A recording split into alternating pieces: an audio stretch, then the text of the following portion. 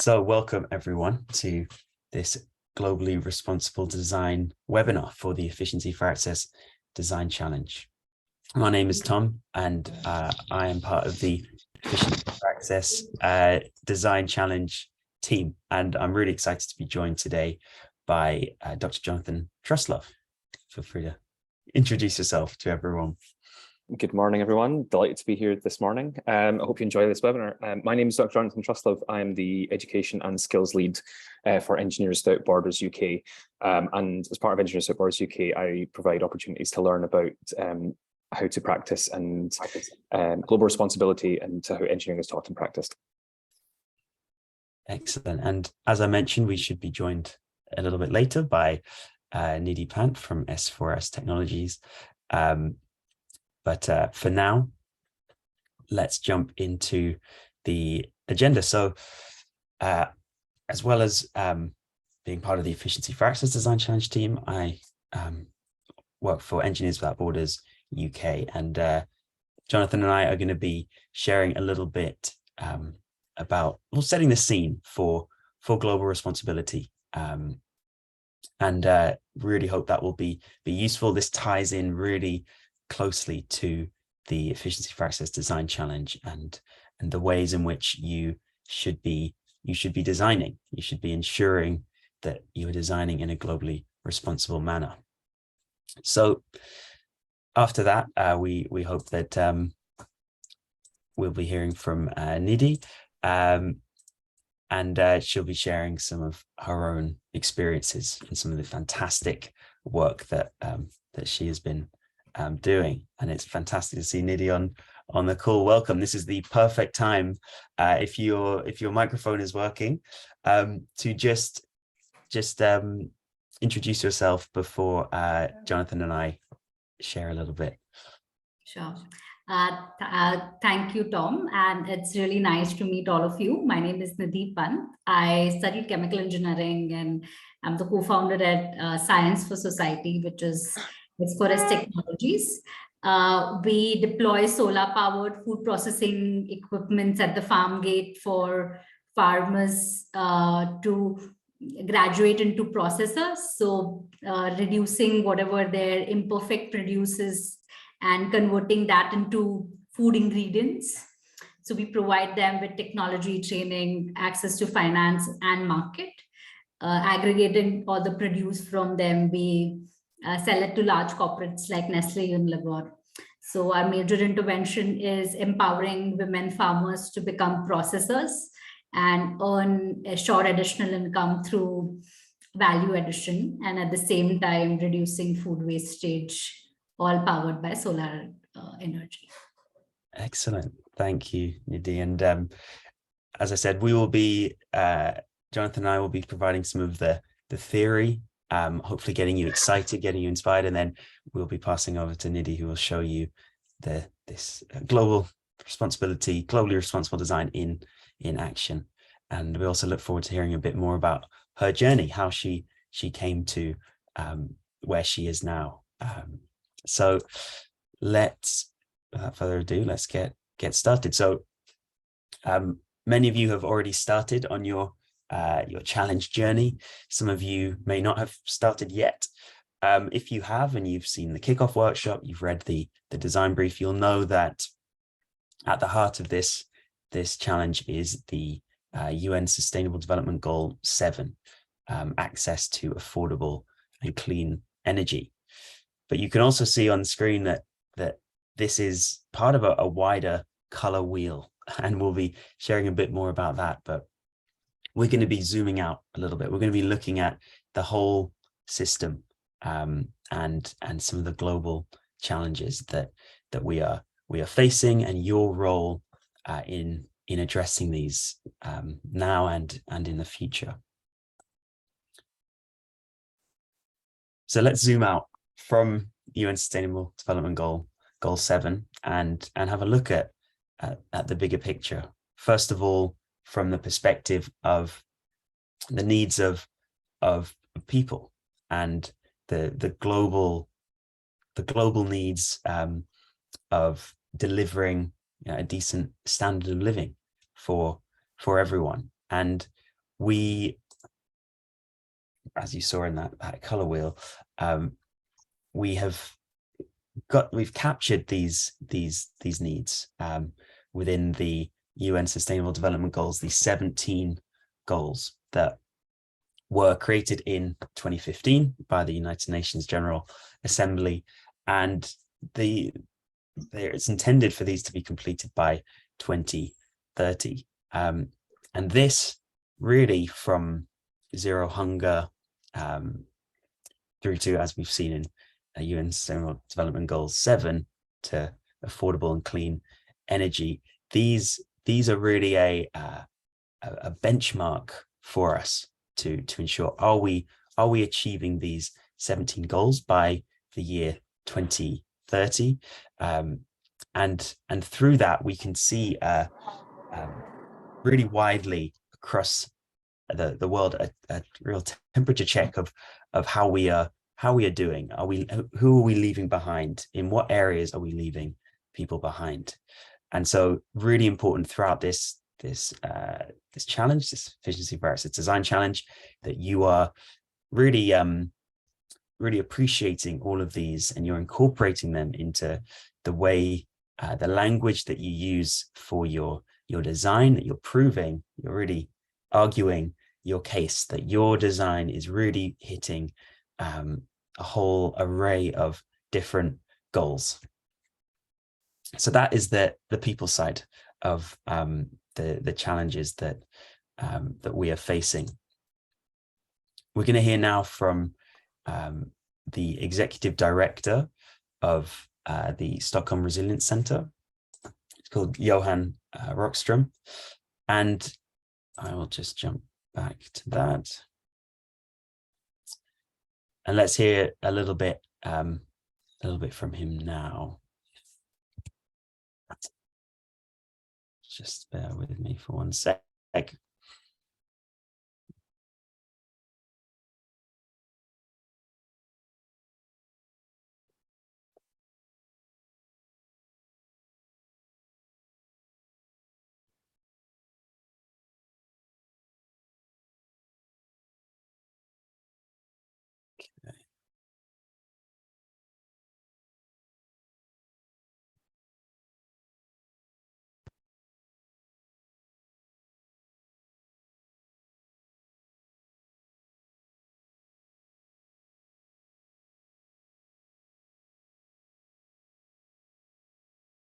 Even though we have massive political, social, conflict-related, religious conflicts and challenges around the world, financial, economic challenges, which of course are huge, they are, still entirely secondary and dependent on having a stable planet, a stable home to live on.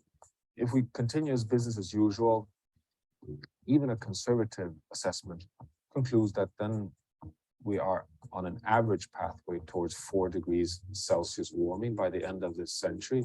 We would have sea levels, irreversibly moving beyond 1 meter of height. We would have new kinds of pandemics, heat waves, disruptions in terms of shocks like droughts and floods.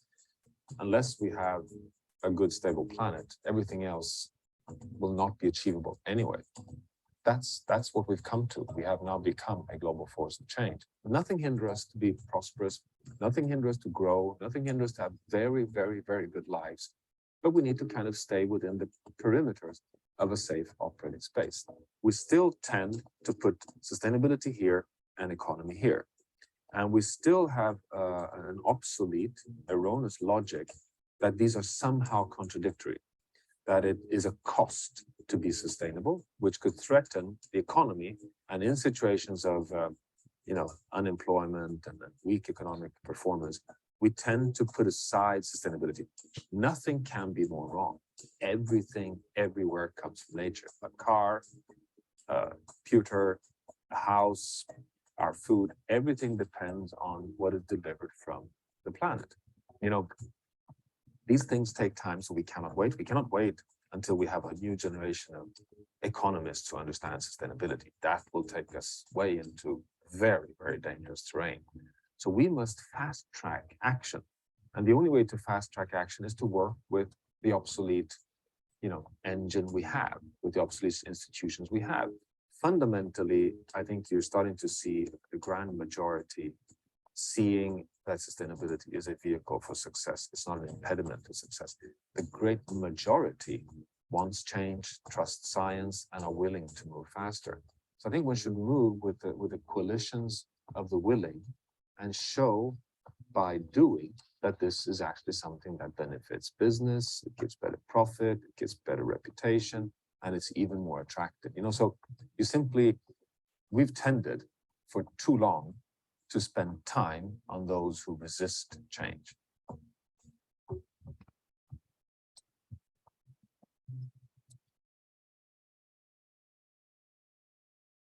So I hope that was useful to actually shed some light on the second of these twin challenges, these global challenges that we are facing. We can see through the UN Sustainable Development Goals that there is a huge amount of work needed for delivering a decent standard of living, but also that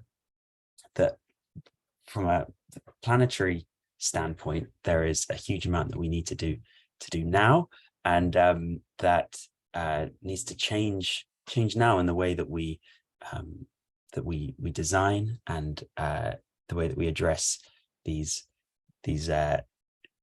problems. And what is really, really helpful, really powerful tool to capture this is Kate Raworth's donut economic model. And this again is shown in the design brief. So it may not come as a surprise to many of you, but this captures these twin challenges. In the inner ring, we have the social foundation that is defined, is measured using the UN Sustainable Development Goals, so that we know in what areas we are falling short, whether that's in providing decent education, healthcare, housing, gender equality, but also that we're not overshooting in our attempt to achieve this standard of living, that we are not exceeding the planetary boundaries, the ecological ceiling. And Johan from the Stockholm Resilience Center, the work that they do helps us to define this outer boundary as well. And by that logic, we therefore want to be functioning in a safe and just way. We want to be in the light green space of this donut, where we are not falling short on the social foundation, but we're not exceeding this ecological ceiling. So where do you come in to this? Well, I'm going to pass over to Dr. Jonathan Truslove, who will continue to share a bit more on that.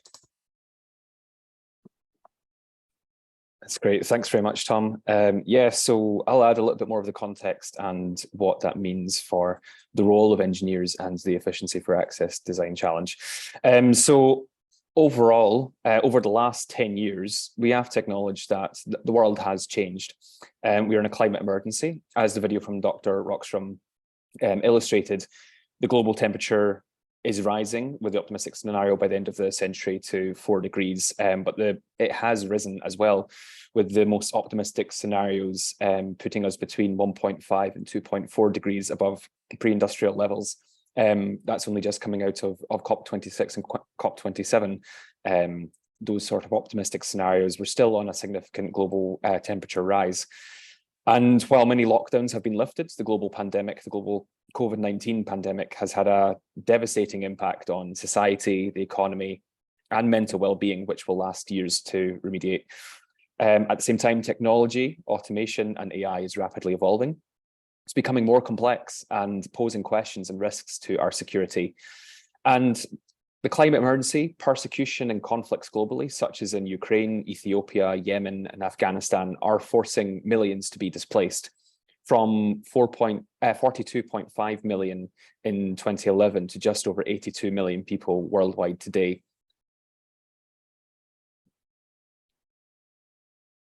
Next slide, please. And yet, for the second year in a row, the world was no longer making progress on the Sustainable Development Goals. This is taken from 2021. You can see these circles and arrows in green as to where the Sustainable Development Goal per region is on track. The pandemic and other crises have had clearly major setbacks for sustainable development. So overall, no one is on track to achieve all 17 Sustainable Development Goals by the deadline of 2030.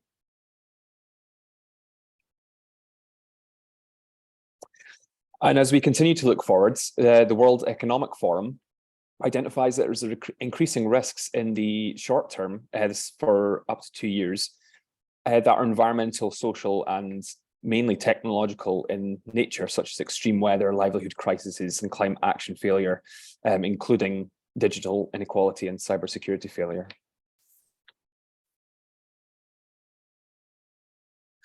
And as we look further, 5 to 10 years down the line, these become even more apparent, the environmental, social, and technical risks in nature. So we're seeing climate action failure as one of the top risks across the next 5 to 10 years, a natural resource crisis, social cohesion erosion, and adverse tech advances. The global risks we're facing over the next decade are becoming even more complex.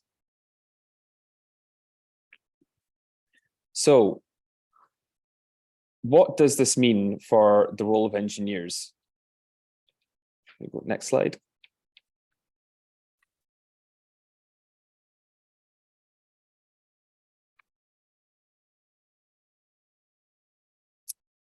Thanks, Tom. So what does this mean for the role of engineers? Let's take a look at the donut model again and see how we fare within that. So unfortunately, a study published in the journal Lancet Planetary Health shows that we are overshooting these ecological boundaries while falling short on our social foundations. You might have seen this diagram in the Efficiency for Access Design Challenge brief. And overall, the engineering community has played a significant role, both good and bad, in getting humankind and the planet to where we are today.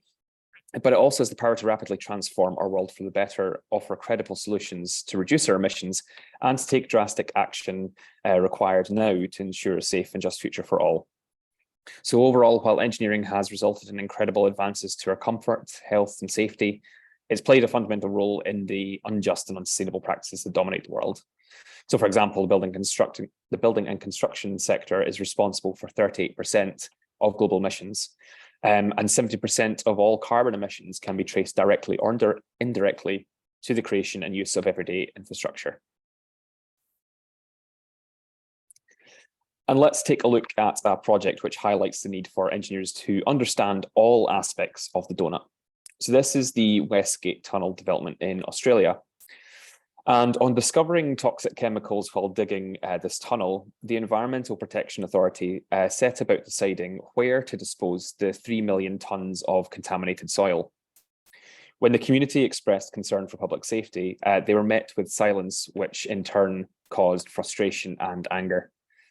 And those involved in the project failed to provide appropriate information and opportunities for communities to participate and take account of the economic, social, and environmental considerations of this decision. After an overdue consultation process, they are now collaborating with the community and sharing all evidence that proves that things can be done safely. So in tackling the global challenges outlined in the donut and examples such as the Westgate Tunnel, we have to ask ourselves, are we actually preparing future engineers with the skills to meet 2030? And as technology and global challenges become increasingly more complex, what about the following 10 years? Well, the evidence is showing that no, we're not preparing engineers with the skills. While updates to competency and accreditation frameworks recognize that there's a need for engineers to situate their work within the UN Sustainable Development Goals, and that engineers need to evolve in order to tackle 21st century challenges beyond the Sustainable Development Goals, we do need to recognise that there is a skills gap in the sector to meet this. These are taken from the UK context, an Engineering UK report this year, and the Institution of Engineering Technology in 2021, highlighting that we could be sleepwalking towards a net zero skills shortage. while the Institute of Engineering Technology highlight that 93% of UK companies with a sustainability strategy do not have the skills to fulfill it. And the World Economic Forum has also outlined the top 10 skills that we will need for 2025. And you can see that 5 of them involve skill sets around problem solving, particularly around creativity, critical thinking, and navigating complexity. So I wonder, as you're looking at that, how many of those skills do you see that you are capable in or developing or learning about just now? So what does change look like as engineers and global challenges become increasingly more complex in the lead up to 2030 and beyond?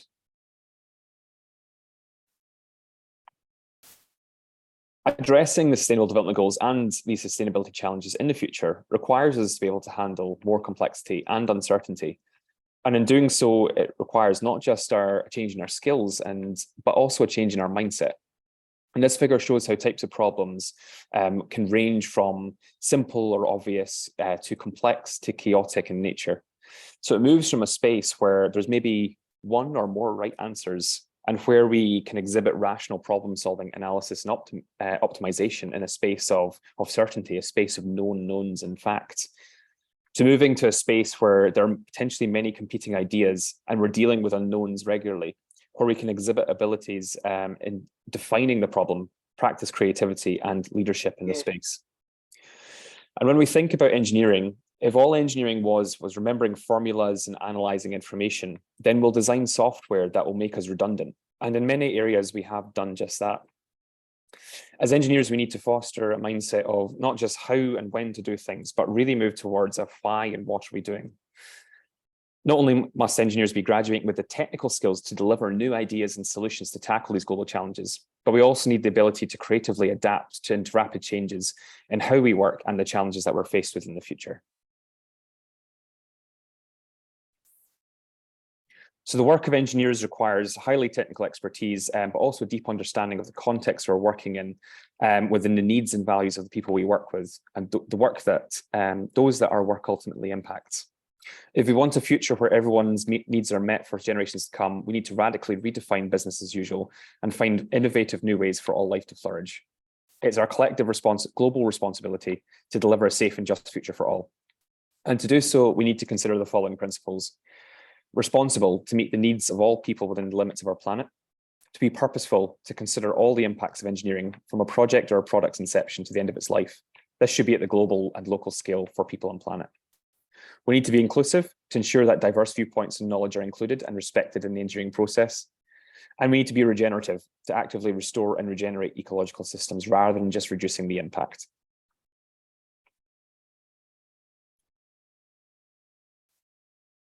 And just to highlight something that will be emerging in 2023, we'll be launching a new framework that will provide a detailed understanding of the competencies required to act sustainably, equitably, and ethically. And this framework offers a guide for individuals and teams to understand and develop the crucial skills, knowledge, and mindsets required to put a globally responsible approach into practice.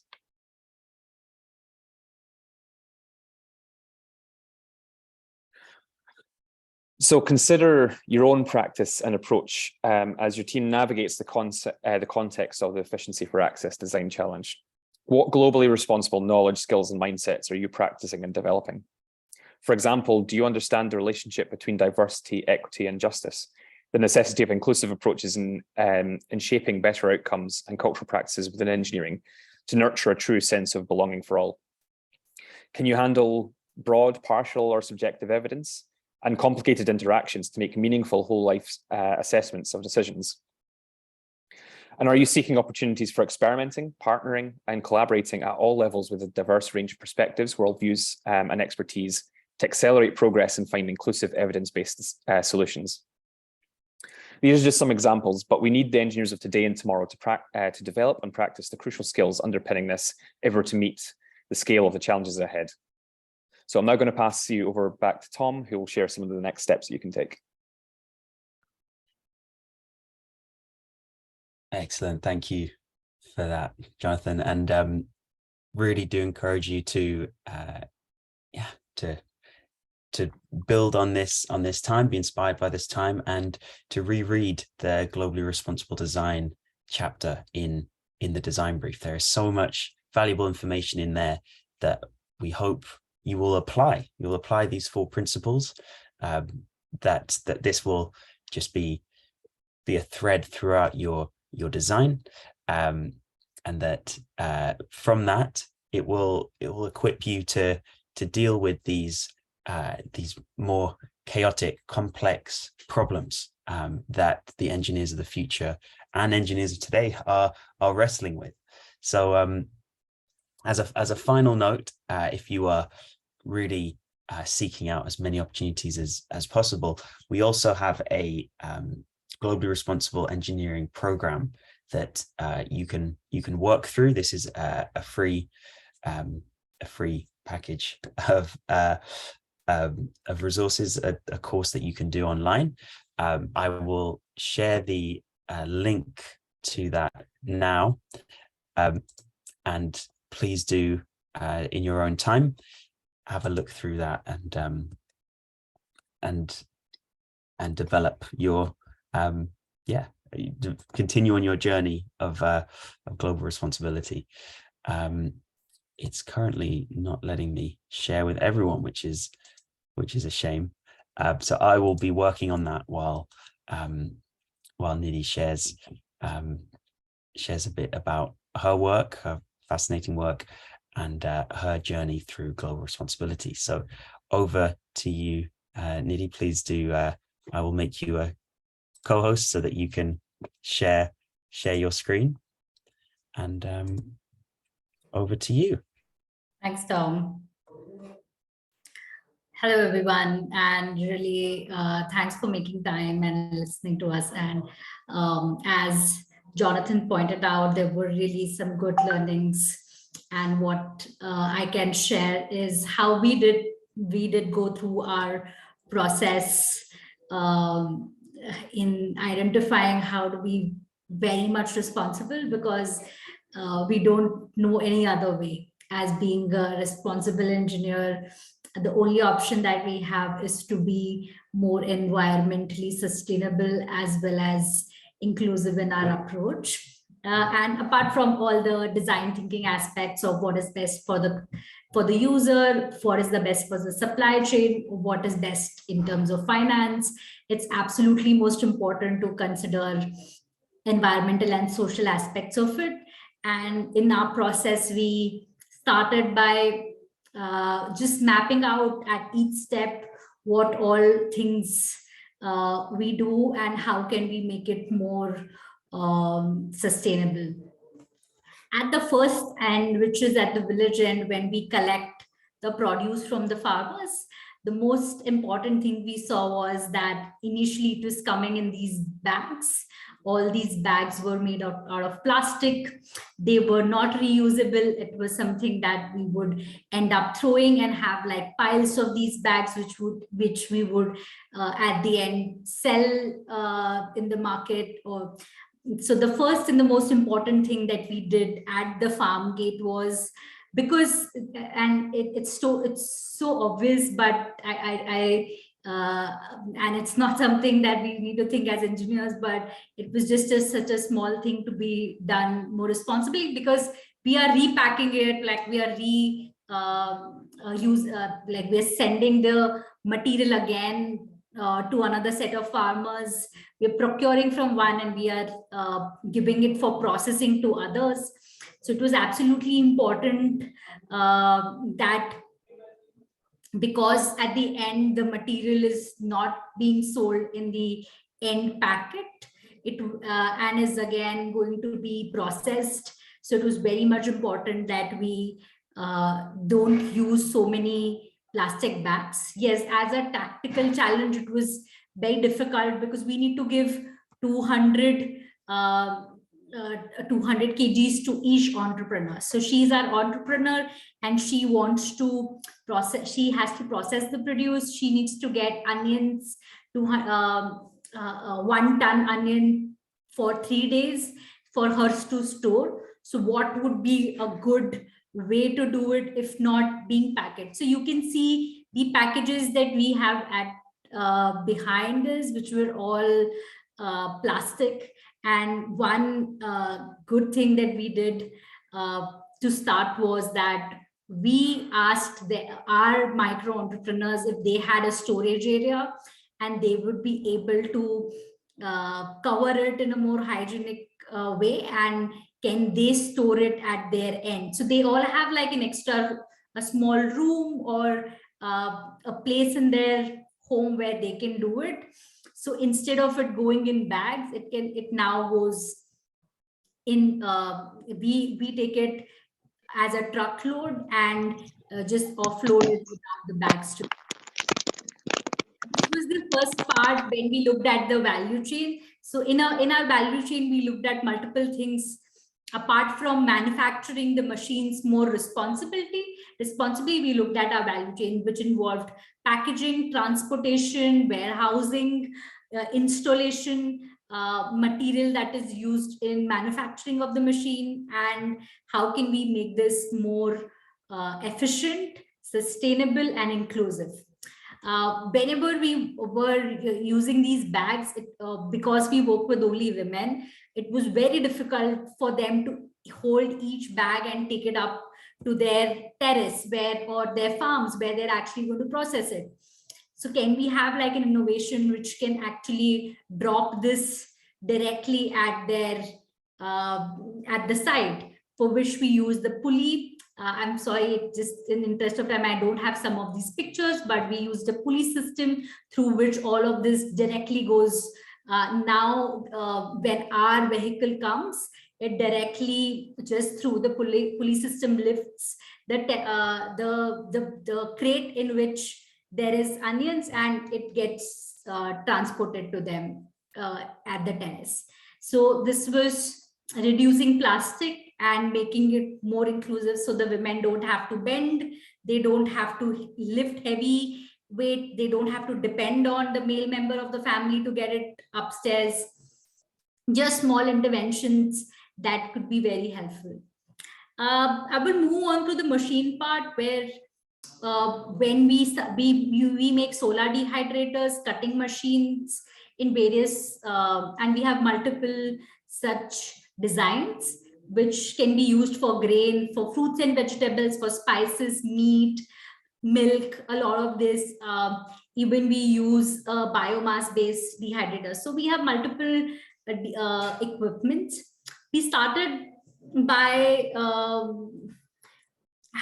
having this as a design of our solar dryer.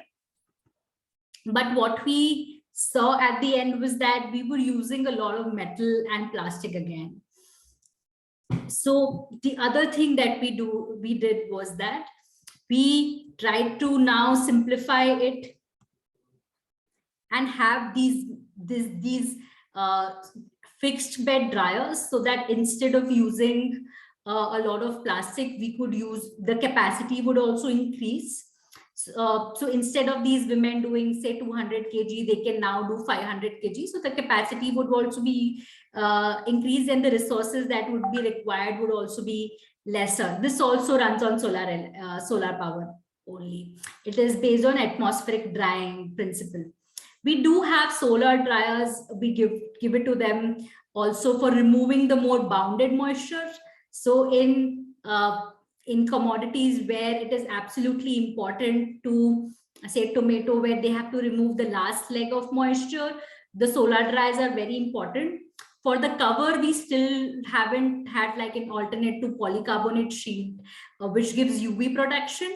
But in terms of tray, if you see, initially our trays were made of, and we used to import it from a German company called Bayer. We used to use the material that they make, a polymer, but we have now changed the material and have started using foam. It gives the same efficiency. I don't have the picture, but if you open this dryer, this is the new design version. When we open it, the black surface is made of out of foam, and not using again metal or any polymer compound.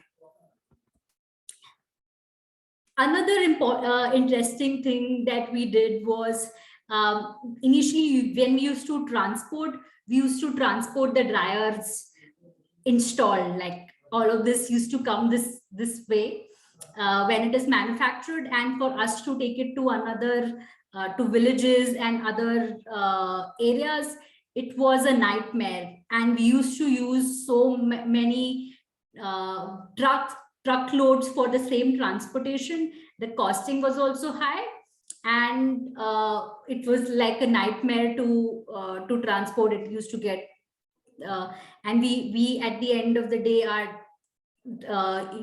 using so much of petrol, diesel, other natural resources during transportation. That's when once we went to one of our sites and it was totally broken, and we saw that they were trying to uninstall it and install it somewhere else, and they very easily were able to uninstall it. That's when and install it back. That's when we realized that it would be a good idea if we do installation at the farm gate. So we now send all the parts together, and at the site there is one engineer who comes and installs the machine. This is like a very good learning, a customer driven learning for us, where we saw that when the machine came, the entire community was able to be a part of it. It was like an IKEA Lego, that sort of an experience for them. The children are involved. They are curious. They become more. They participate more. But at the same time, we saw that we were using a lot of packaging material as well. Like everything was so packed in bubble wraps. It was like having all these cardboards, and we eliminated all that. So we also saw that in our supply chain, we were using so much of packaging material. Apart from the ones in plastic, we were unnecessarily making it difficult for wasting a lot of natural resources. So we decided that we would design it in a way which is easy to transport, so that it's easy to stack, it's easy to load on the vehicle. At the same time, there is no like on these polycarbonate sheets, we do have like a removable layer just to avoid scratches and other things, but we do not require like the other sort of big packaging material. So that was also one of the other learnings that helped us make it more participatory, and in the supply chain, use less amount of transportation, use less amount of packaging. And earlier, instead of solar dryer, also have the other type of dryer, which uses, this is definitely an engineering innovation, where now we have an increased capacity. We are using lesser space, and we are also having more, like for end customer, more to process, so it's easy to handle, and also using less amount of material involved. Another thing that we totally practice, we have sold our equipments in 15 countries, but the buyback for the food products is only available in India. We make sure that we get the machines manufactured locally. So if we are expanding to Nepal, the machines would not transport from India to Nepal. It is to create a local manufacturing ecosystem there, so that when there is repairs, maintenance, any sort of breakdown that happens, there are people who can come and support it. So it's very important that you create a local ecosystem that is ready, has skills that can service our consumers, our beneficiaries, our entrepreneurs, our farmers. And we need to take that initiative and create like a local system. It does take some investment, but it's important that you invest your time. We have now a playbook that we give them. So anytime we need to onboard a vendor, we can easily give them this playbook and tell them that these are 4 equipments you should have. We would prefer these materials. We will ask them to do quality, what are the quality control parameters, what's important, and also tell them that in the process, how much electricity in terms of, cutting, sharpening, all of these things that would be required. We also use food grade based color.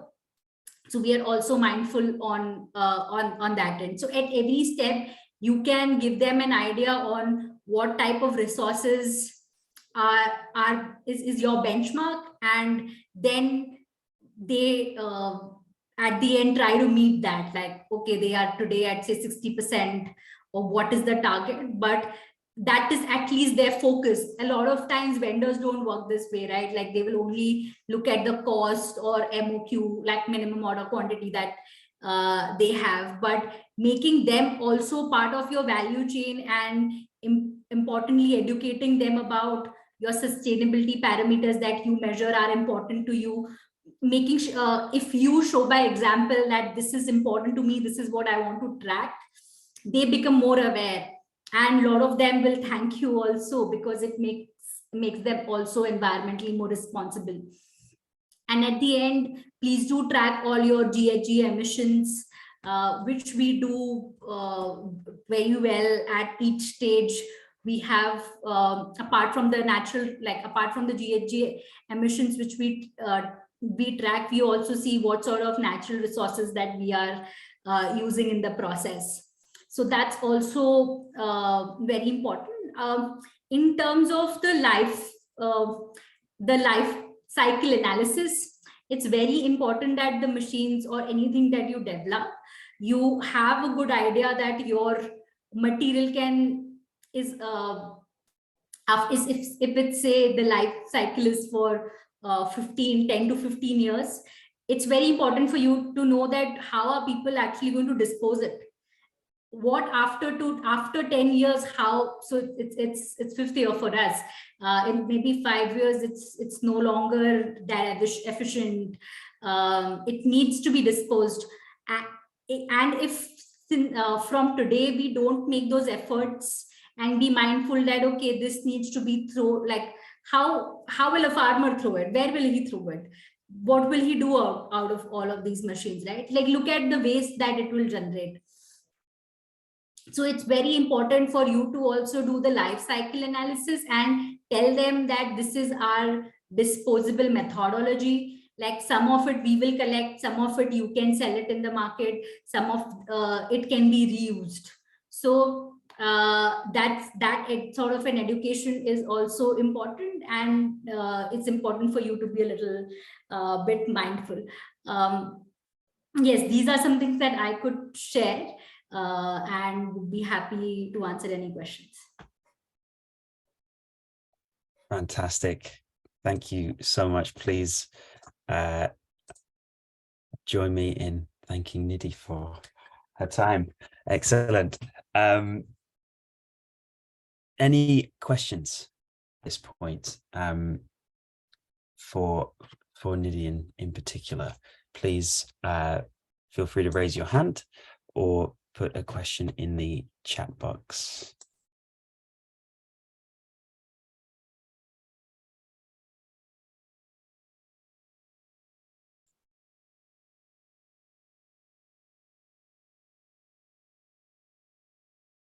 Perhaps while people are thinking of questions, Nidhi, I have a question for you.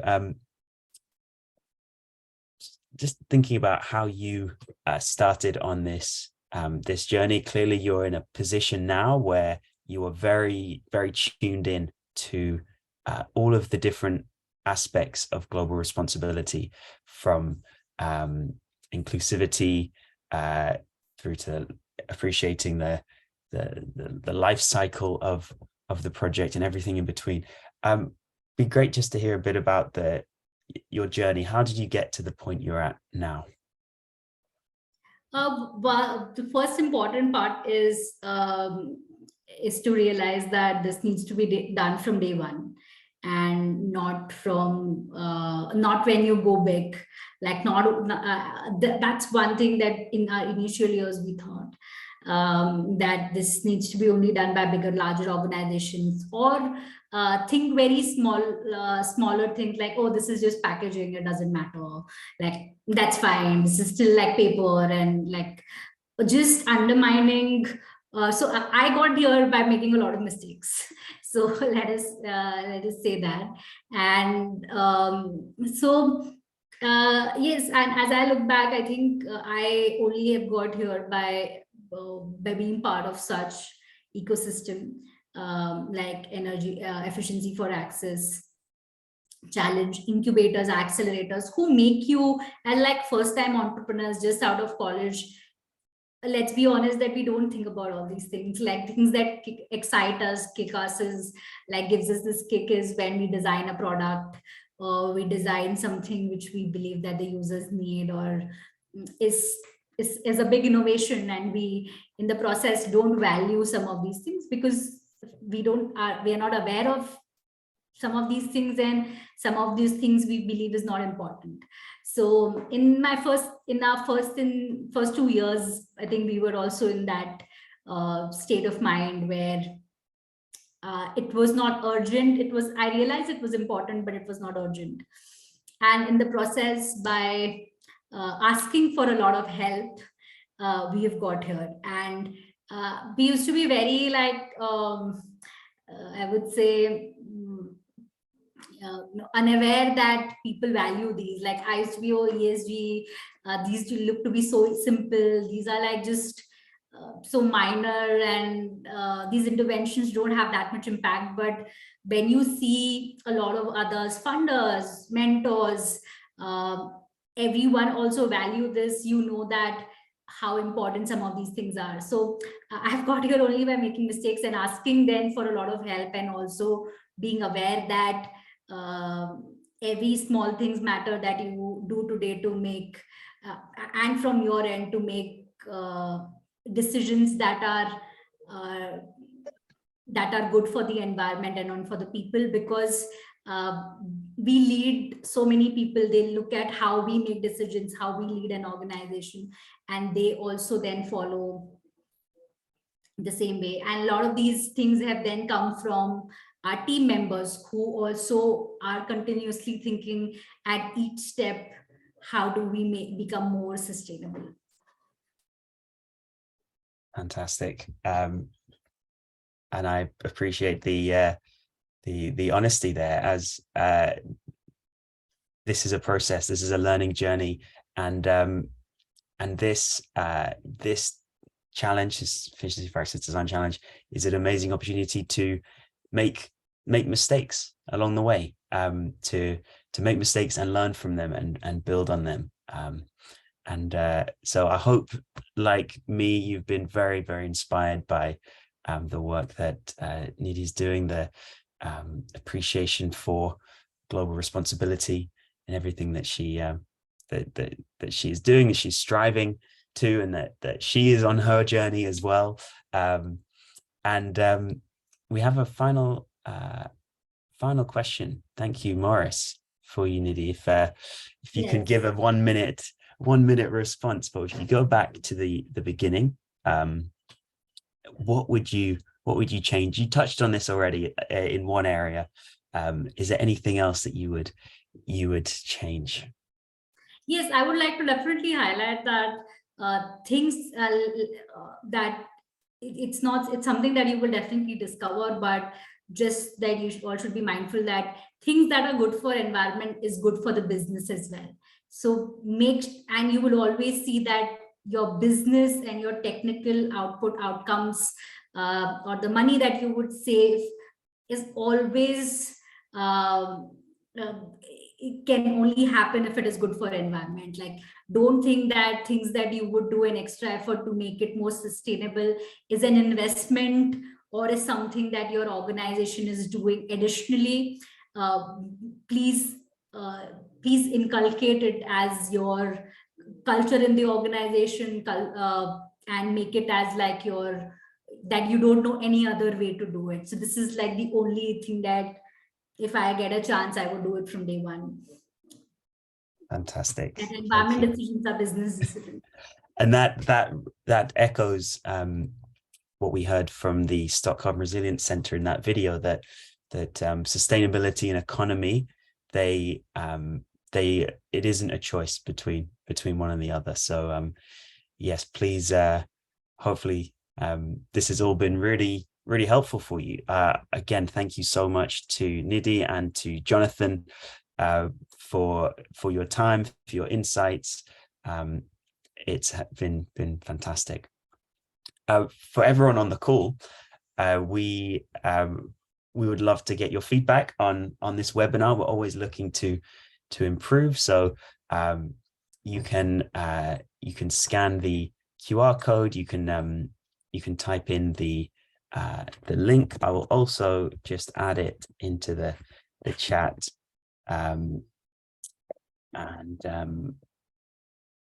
Let's see if this doesn't work, then maybe just add it may need E4A webinar feedback. So yeah, do let me know. But thank you all so much. If you have any general questions about the challenge, I'm happy to stay on. I know that Jonathan and Nidhi are very busy, so we appreciate their time with this. And that concludes today's session. We'll be sharing the recording to this later today. But best of luck again on your journey, your global responsibility journey, but also your particular design journey for this challenge. Thank you all very much.